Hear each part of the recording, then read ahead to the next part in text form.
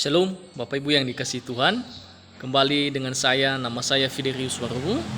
Kali ini saya akan menyampaikan penjelasan tentang teologi sistematika 3. Yang kita bahas kali ini dalam video ini adalah mengenai kristologi. Kristologi adalah berasal dari kata bahasa Yunani yaitu Christos, yang artinya adalah Kristus, dan logos adalah artinya adalah perkataan, ilmu, firman, ajaran. Jadi secara etimologis kata kristologi adalah ilmu yang mempelajari tentang Kristus.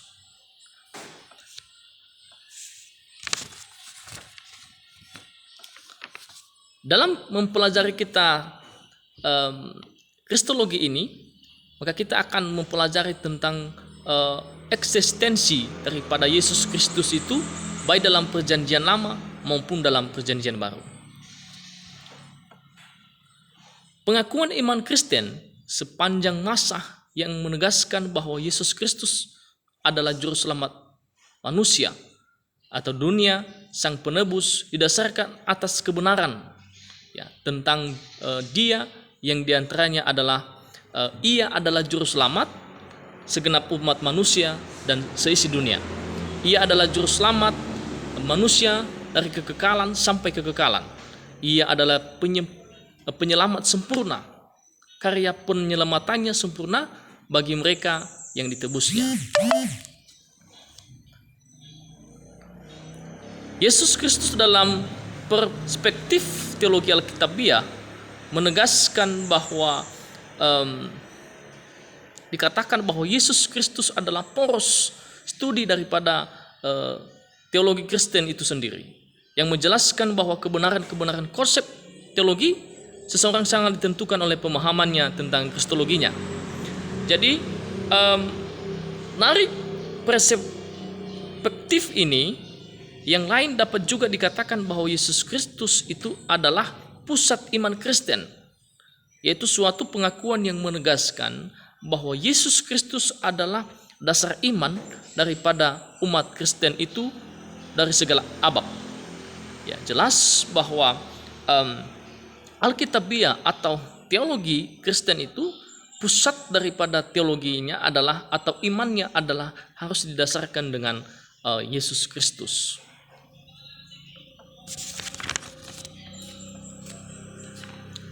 Kristus dalam masa kekekalan, masa lalu itu bisa dibuktikan bukti-bukti Alkitabiah tentang Yesus bersifat langsung dan tidak langsung. Misalnya nubuat tentang Yesus Kristus sebagai Mesias. Jadi kita bisa melihat bagaimana pekerjaan Allah tentang Yesus itu sendiri. Bahkan di dalam Yohanes itu, di Yohanes pasal 1 ayat 1, pada mulanya adalah firman, dan firman itu bersama-sama dengan Allah, dan firman itu adalah Allah. Jadi istilah daripada mulanya adalah NRK, atau sudah ada sebelum dunia dijadikan. Paulus menegaskan bahwa Allah atau Yesus itu ia kekal. Yesus itu adalah Ia maha hadir. Yesus itu adalah Ia juga maha kuasa. Yesus itu Ia adalah tidak berubah. Ya. Jadi bisa dikatakan bahwa kenapa Dia dikatakan Allah? Karena Dia tidak berubah dan Dia maha hadir. Ya. Eksistensi Yesus Kristus dalam perjanjian lama, ya, kita bisa melihat bagaimana tak kala Yesus mengatakan, "Aku ada sebelum Abraham jadi," maka Ia sedang mengungkapkan kondisi eksistensinya yang adalah Yahweh. Jadi Yesus pernah berkata bahwa Dia ada sebelum Abraham ada, dan bisa dikatakan bahwa Yesus itu sudah ada sebelum dunia dijadikan. Bahkan di dalam penciptaan Dia ikut di sana untuk sebagai pencipta. Tipologi Yesus dalam tokoh-tokoh perjanjian lama, ada tipologi yang dipakai di sana. Ada Harun, bagaimana Harun itu adalah seorang imam dan ada Habel, bagaimana Habel itu mempersembahkan korban dengan berdarah yang diterima oleh Allah dengan ketaatannya. Ya, ada Adam di sana sebagai kepala ciptaan lama, sedangkan Kristus adalah kepala ciptaan yang baru.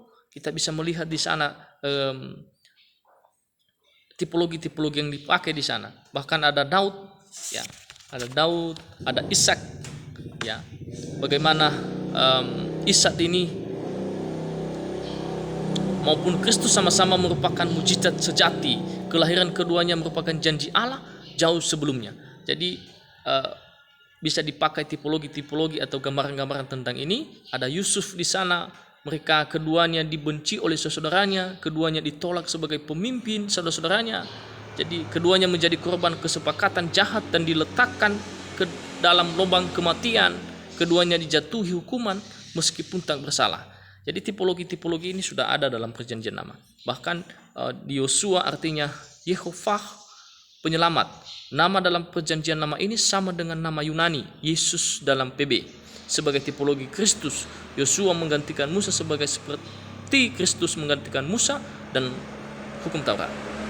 Jadi tipologi-tipologi yang dipakai di dalam perjanjian lama, ya, tipologi itu bisa kita lihat bagaimana Kristus itu sendiri.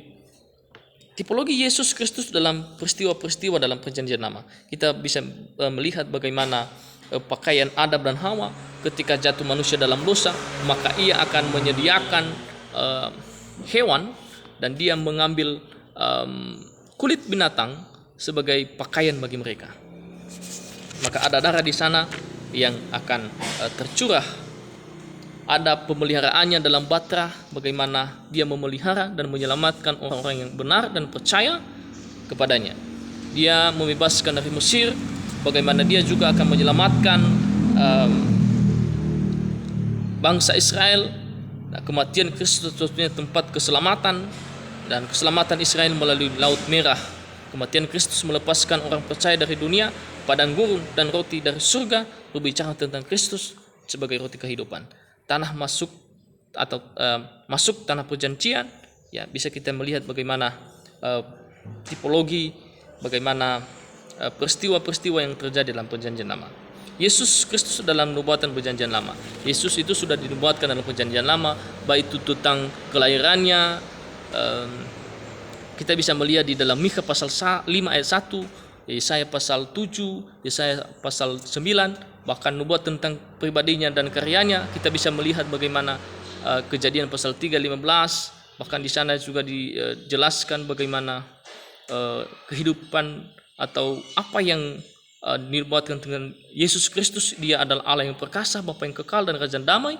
Dalam Yesaya pasal 9, ya, Yesaya pasal 52 bisa kita dilihat di sana. Nubuat tentang penderitaan dan kematian Kristus sudah dinubuatkan juga.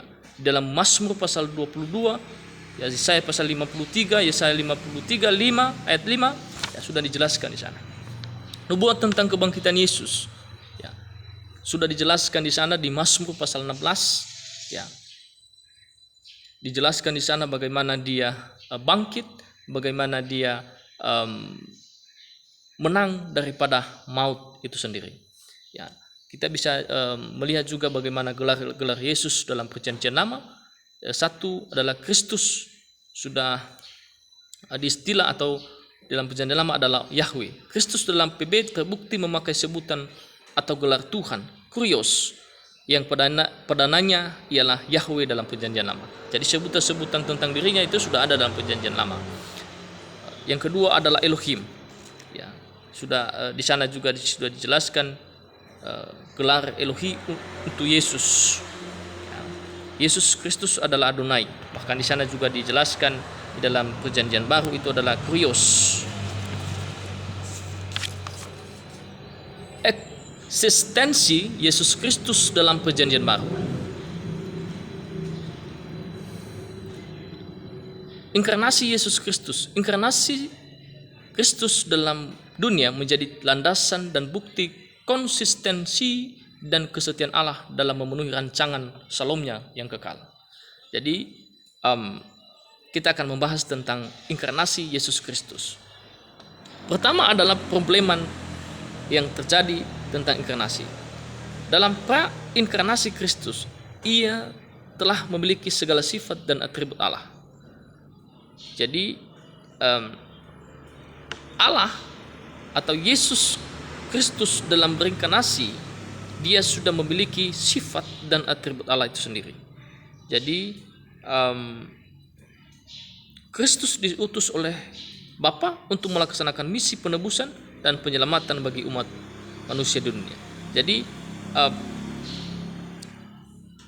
Allah mengerjakan inisiatifnya kepada manusia. Dia mengutus anaknya yang tunggal untuk membebaskan, untuk menebus, untuk menyelamatkan umatnya yang ada di dalam dunia.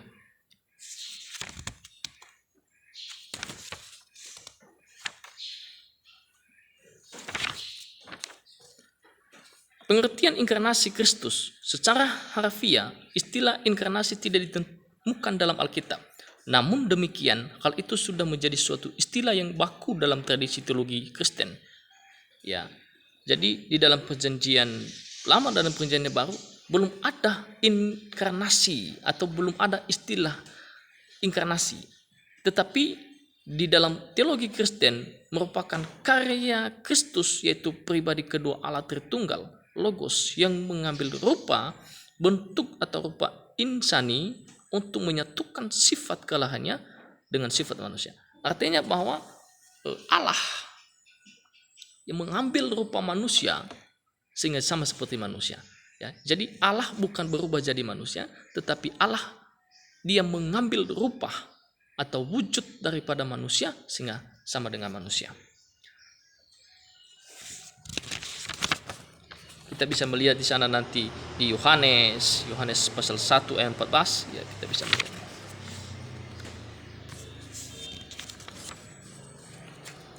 Tujuan daripada inkarnasi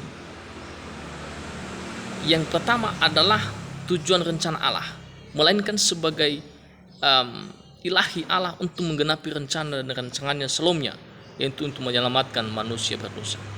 Jadi tujuan daripada inkarnasi itu membawa damai. Ya, tujuan daripada inkarnasi Allah itu adalah untuk menyelamatkan umat manusia yang berdosa. Ya, untuk memperbaiki hubungan manusia dengan Allah. Ya, makanya Yesus atau Allah ya berinisiatif untuk datang ke dunia. Mengapa Allah mengutus Yesus datang ke bumi untuk mengambil bentuk manusia? Alkitab menjawab, yang pertama adalah menyikapi diri Allah Bapa. Ya, yang kedua adalah menjadi korban penebusan dari dosa. Ya, bagaimana Yohanes menyebut Yesus sebagai domba untuk korban penebusan manusia dari kuasa dosa. Ya, konsep dan pemahaman yang sama, Paulus juga mengatakan bahwa orang percaya telah ditebus atau dibayar secara lunas melalui korban Kristus di atas kayu salib. Kalau dulu di dalam zaman perjanjian lama, kalau ada orang berdosa, maka ada persembahan yang dikorbankan. Ya, ada binatang yang dipotong sehingga dibawa kepada Allah. Tetapi dengan kematian Kristus, kedatangan Kristus, dia menjadi korban penebusan dosa, maka penebusan yang dilakukannya adalah sempurna dan hanya satu kali untuk selamanya.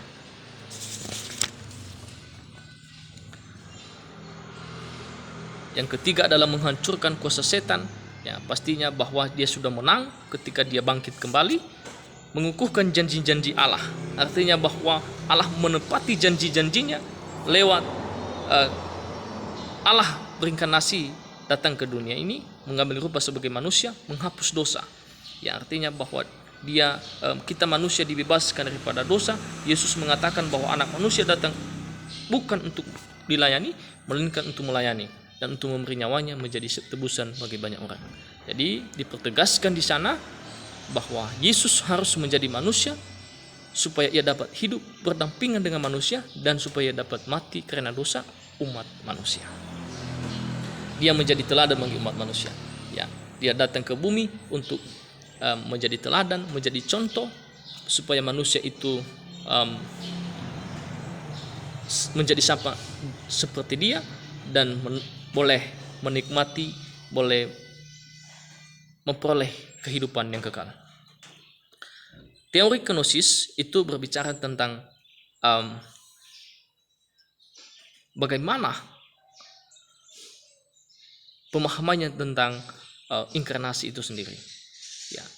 Dia berkata bahwa teori kenosis ini di dalam Filipi pasal 2 ayat 7, Filipi pasal 2 ayat 6 dan 8 itu berbicara tentang Kristus yang mengosongkan dirinya dan mengambil rupa seorang hamba. Ya. Artinya bahwa dia beranggapan bahwa Yesus atau Allah mengambil rupa manusia, dia mengosongkan dirinya, dia mengambil rupa seorang hamba. Ya, bahkan ada istilah kedua yang dipakainya di sana, kenosis, dipakai dalam dua maksud, yaitu menunjukkan Allah yang membatasi dirinya. Ya, untuk menunjukkan Allah yang meniadakan atribut ilahinya dan menyatu dengan natur manusia. Ya, dia membatasi dirinya untuk menyatu dengan natur manusia itu sendiri. Jadi ada teori-teori yang secara singkat keempat teori tersebut, ada kelompok-kelompok yang berbeda tentang kenosis, dan ini kelompok-kelompok tersebut bertentangan dengan firman Allah. Mereka berkata bahwa berpendapat bahwa sifat-sifat ilahi tidak hilang, melainkan tetap terpelihara dan dimasukkan ke dalam eksistensi manusia. Ya. Jadi sebenarnya bahwa Allah membatasi dirinya sehingga dia boleh mengalami kematian. Kehidupan Yesus Kristus, ya, kita bisa melihat bagaimana kehidupan dan karya Kristus, bagaimana kelahiran dan kehidupan Yesus Kristus, bagaimana dia lahir itu dijelaskan di dalam Lukas pasal 2 itu, bagaimana dia lahir dan di mana dia lahir, bahkan kematian dan pengorbanan Yesus Kristus. Kematian Kristus adalah puncak dari segala atau seluruh penderitaannya dalam karya penyelamatan manusia berdosa. Ada beberapa hal yang perlu dipahami seputar kematian Kristus. Yang pertama adalah dia disalibkan tanpa salah. Ya, hukuman Yahudi tidak dapat membuktikan kesalahan Yesus. Ya, jadi Yesus disalibkan, Yesus dibunuh mati, digantung di atas kayu salib. Itu tidak ada ditemukan bukti-bukti bahwa dia sudah bersalah. Yang kedua adalah kematiannya disertai tanda-tanda ajaib, yaitu kegelapan meliputi seluruh daerah itu, bahkan tabir Allah terbelah, terjadi gempa, kubur-kubur terbuka. Jadi yang kedua adalah kematiannya disertai dengan tanda-tanda yang ajaib, yaitu ada kegelapan, hal-hal yang dahsyat, bahkan tabir bait Allah terbelah. Artinya bahwa tembok manusia dengan Allah, hubungan manusia dengan Allah artinya diperdamaikan, mulai daripada atas sampai ke bawah, tabir itu terbelah. Artinya bahwa manusia boleh langsung datang kepada Allah, bertemu, berkomunikasi lewat doa dan pujian dan penyembahan. Kematiannya menunjukkan ketaatannya kepada Bapa dan melaksanakan kehendaknya. Artinya bahwa lewat kematiannya membuktikan bahwa dia taat kepada Bapa, ya, dan melaksanakan kehendak Bapaknya.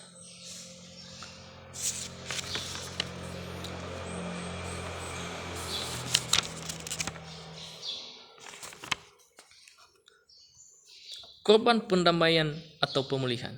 Jadi Yesus itu adalah korban perdamaian atau pemulihan. Artinya bahwa dia mendamaikan. Kalau awalnya manusia itu menjadi seteru dengan Allah atau musuh Allah, tetapi lewat kematian daripada Kristus Yesus, artinya bahwa manusia sudah didamaikan, sudah ada perdamaian dengan Allah. Jadi Kristus adalah korban yang tak bercacat celah, tanpa dosa, sempurna, dan mengorbankan dirinya untuk mendamaikan manusia berdosa dengan Allah. Jadi lewat kematian Yesus Kristus di atas kayu salib, kita sudah berdamai dengan Allah. Kematian Kristus korban pengganti sukarela. Artinya bahwa kalau dulu ketika ada orang bersalah, berbuat dosa, maka ada korban-korban yang dipersembahkan. Ada jenis-jenis korban yang diuraikan di dalam perjanjian lama itu ada korban bakaran, korban santapan, korban pendamaian, korban penghapus dosa, korban penghapus salah. Jadi kematian Kristus atau Yesus suatu tindakan sukarela daripadanya untuk mengganti manusia berdosa. Artinya bahwa sebenarnya kita yang mati karena dosa, tetapi Allah berinisiatif datang ke dunia untuk membebaskan, untuk menebus kita daripada kuasa maut, sehingga kita dibebaskan, dan ketika kita percaya kepadanya, maka kita akan diselamatkan. Korban Kristus adalah jalan pendamaian. Istilah jalan pendamaian tidak dikenal dalam perjanjian lama. Namun demikian, gagasan istilah ditemukan dalam istilah rifat yang berarti menutupi. Jadi, yaitu menyelubungi dosa sehingga tak kelihatan. Jadi, kalau dulu, ini saya sudah sampaikan tadi bahwa ketika manusia berdosa, maka ada korban yang dipersembahkan, ya, ada korban yang dipersembahkan kepada Allah lewat binatang-binatang, sehingga dosa itu ditutupi, diselubungi, sehingga tak kelihatan dia. Tetapi pengorbanan Yesus yang adalah jalan pendamaian, yaitu satu-satunya jalan yang telah dipersiapkan Allah untuk membawa manusia berdosa berbalik kepadanya. Alkitab menjelaskan bahwa dosa menyebabkan murka Allah atas manusia. Oleh sebab itu perlu ada jalan pendamaian. Jadi ketika manusia itu telah jatuh dalam dosa, manusia itu menjadi musuh Allah. Lalu harus ada pendamaian. Maka manusia itu tidak bisa sampai kepada Bapa karena manusia itu sudah berdosa.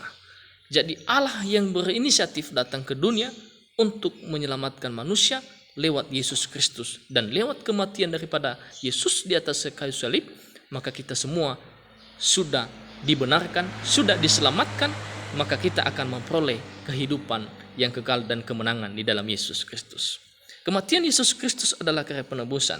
Artinya bahwa dia berkarya untuk menebus kita. Penebusan artinya pembayaran harga yang dituntut oleh Allah yang kudus bagi kelepasan orang percaya dari penindasan beban dosa. Ya. Jadi artinya bahwa sebenarnya kita yang harus menderita, kita yang harus mati untuk dosa. Tetapi Yesus Kristus melaksanakan karya penebusannya, dan apa yang dikerjakannya adalah pembayaran harga yang dituntut oleh Allah, dan pembayaran itu sudah lunas ketika dia mati di atas kayu salib.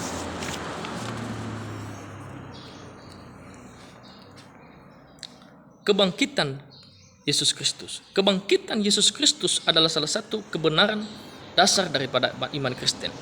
Jadi orang Kristen atau orang percaya mempercayai bahwa Yesus itu mati, benar-benar mati, dan dia bangkit pada hari yang ketiga. Kebangkitan Yesus Kristus itu kebenaran yang sejati. Kebenaran ajaran ini hanya ditemukan dalam Alkitab, tidak ditemukan dalam ajaran agama manapun di dalam dunia ini. Peristiwa yang ajaib ini sulit untuk dimengerti dan diterima, sehingga dengan alasan ini sebagian orang menganggapan bahwa Yesus tidak mati tetapi hanya pingsan saja. Namun demikian, keraguan-keraguan ini dengan tegas disanggah oleh Alkitab. Ya. Banyak ajaran-ajaran atau umat-umat lain yang tidak percaya kepada Yesus mengatakan bahwa kematian Yesus di atas kayu salib itu tidak benar-benar mati. Justru mereka berkata bahwa digantikan. Tetapi ini disanggah atau Alkitab membuktikan bahwa Yesus itu sungguh-sungguh mati dan dibangkitkan pada hari yang ketiga. Kita bisa melihat di dalam Yohanes pasal 19, Matius pasal 27, Markus ayat pasal 15. Alkitab menegaskan bahwa jika Kristus tidak dibangkitkan, maka sia-sialah kepercayaan kamu dan kamu masih hidup dalam dosamu.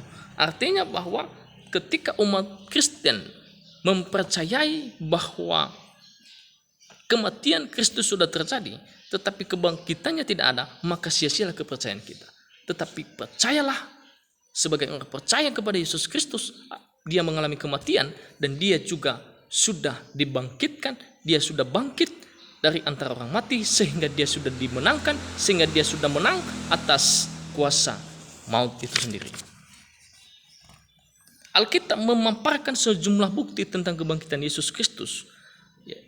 Penampakannya pada waktu kebangkitan Bukit Ontek sejarah. Ya, kita bisa melihat bahwa ada bukti-bukti bahwa Yesus Kristus itu sudah dibangkitkan atau sudah bangkit dari antara orang mati. Yang pertama, penampakan pertama Kristus adalah kepada Maria Magdalena. Ya, kita bisa melihat dalam Yohanes pasal 20, Markus pasal 16. Penampakan yang kedua adalah kepada perempuan yang lain yang sedang berjalan kembali ke kubur dan melihat Yesus di tengah jalan. Ini jelas ya, dalam Alkitab itu jelas mereka melihat. Ya, Petrus juga pada hari yang sama, entah apa alasannya, yang jelas Yesus terlebih dahulu mencari Petrus, si penyangkal daripada rasul yang lain. Jadi kepada Petrus pun Yesus sudah menunjukkan bahwa dia sudah bangkit. Penampakan keempat adalah para murid ketika mereka berjalan di Emmaus. Ya, penampakan kelima adalah kepada seluruh murid, ke-10 murid. Ya, penampakan keenam adalah kepada 11 murid. Ya, mereka sudah yaitu seminggu sesudah kebangkitannya. Pada waktu itulah Thomas hadir. Kita bisa melihat penampakan ketujuh adalah kepada ketujuh murid itu di Laut Galilea. Ya, di sana kebangkitannya sudah dijelaskan, bahkan kubur kosong sebagai saksi kebangkitannya. Ya, seluruh bukti yang ada mengenai kubur itu sesudah kebangkitan menunjukkan bahwa kubur itu sudah kosong. Artinya bahwa membuktikan bahwa Yesus itu benar-benar sudah bangkit dari antara orang mati. Bagi orang percaya, kebangkitan Kristus adalah jaminan yang memperkenankan Tuhan, dan Kristus menjadi juru syafaat bagi umat percaya. Kenaikan Kristus ke surga adalah penting dalam kristologi. Jadi ketiga peristiwa ini kita harus mempercayai dan memegang bahwa bukan hanya dia bangkit, tetapi dia juga naik. Nats klasik tentang kenaikan Yesus ditemukan dalam Kisah Para Rasul pasal 1 ayat 9. Secara singkat di sana dijelaskan dan menguraikan. Yang pertama adalah terangkatlah ia ke surga, disaksikan oleh mereka. Istilah Yunani untuk kata terangkat adalah erperteh, kata dasar epario. Ya, kata ini digunakan untuk menjelaskan tentang sesuatu yang terangkat ke atas, misalnya dalam hal memasang layar kapal. Artinya benar-benar bahwa Yesus itu dia terangkan ke surga. Awan menutupnya dengan pandangan mereka. Kata Yunani menutup adalah hypelebanin, bersifat aktif indikatif. Jadi jelas bahwa benar-benar terjadi, yang secara harfiah berarti membawa ke bawahnya. Waktu ia naik itu menjelaskan tentang aktivitas sebuah perjalanan. Artinya bahwa kenaikan itu dipandang suatu tanda atau suatu keberangkatan dari bumi dan juga merupakan suatu perjalanan ke surga. Kata Yunani keempat adalah analepheis yang diterjemahkan sebagai terangkat. Jadi kita dalam kandungan istilah dan ada konsep yang sifat memuncak yang pada akhirnya ini semua adalah benar-benar terjadi. Adapun tujuan kenaikannya adalah yang pertama menjadi pelopor. Ya. Sebab hanya dia yang berasal dari surga dan tahu jalan ke surga. Artinya bahwa dia yang datang ke dunia dari surga, maka dia akan kembali ke surga. Artinya bahwa dia datang ke bumi untuk mempersiapkan, untuk menebus manusia, tetapi dia kembali ke surga untuk menunjukkan bahwa dia dari surga. Kemudian dia di surga, ia menyediakan tempat bagi umatnya. Di dalam Yohanes pasal 14 ayat 2, dia menyatakan dirinya di hadapan Bapa demi umatnya. Dengan kenaikannya dan kedudukannya di sebelah kanan Bapa meneguhkan orang percaya untuk datang ke hadirannya dengan keberanian. Ia menjamin kehidupan yang kekal. nama-nama kemanusiaan dan keilahian serta jabatan-jabatan Kristus. Ya, kita bisa melihat paling tidak ada beberapa nama yang melekat pada diri Yesus. Yang pertama adalah Yesus. Di dalam Matius dan Lukas mencatat sebuah nama yang khusus diberikan oleh malaikat kepada anak manusia. Jadi ini malaikat yang memberikan nama ini, ya, bahwa Yesus itu mempunyai nama, yaitu Yesus. Secara etimologis nama Yesus berasal dari kata kerja bahasa Ibrani Yassa, artinya menyelamatkan. Ya, ini sudah juga dinubuatkan tentang nama-nama ini. Yang pertama adalah Kristus. Nama Kristus adalah nama jabatan yang melekat pada Yesus yang setara dengan predikat Mesias dan Lempel. Nah, juga sudah dijelaskan di sana. Bahkan Tuhan, ya, juga di Berkhof menjelaskan sebutan nama Tuhan digunakan untuk menyebut nama Allah dalam Septuaginta, yaitu sebagaimana nama yang setara dengan Yehova, ya, sebagai pengganti nama Adonai. Jadi di sini sudah dijelaskan nama-nama daripada Yesus itu anak manusia. Juga dipakai di sana Yesus memakai istilah anak manusia dan anak Allah untuk dirinya sendiri. Istilah anak manusia dalam terjemahan Yunani adalah huis tou antropo. Dalam terjemahan Ibrani adalah ben Adam, yang menunjuk pada keadaan individu seseorang. Jadi di dalam Yesus itu sudah ada nama-namanya dan sudah ada dinubuatkan sebelum dia lahir. Anak Allah juga di Alkitab itu sudah dicatat bahwa karena raja teokrasi sudah dalam PB juga pengakuan Yesus sebagai anak Allah, ya, sudah dijelaskan di sana.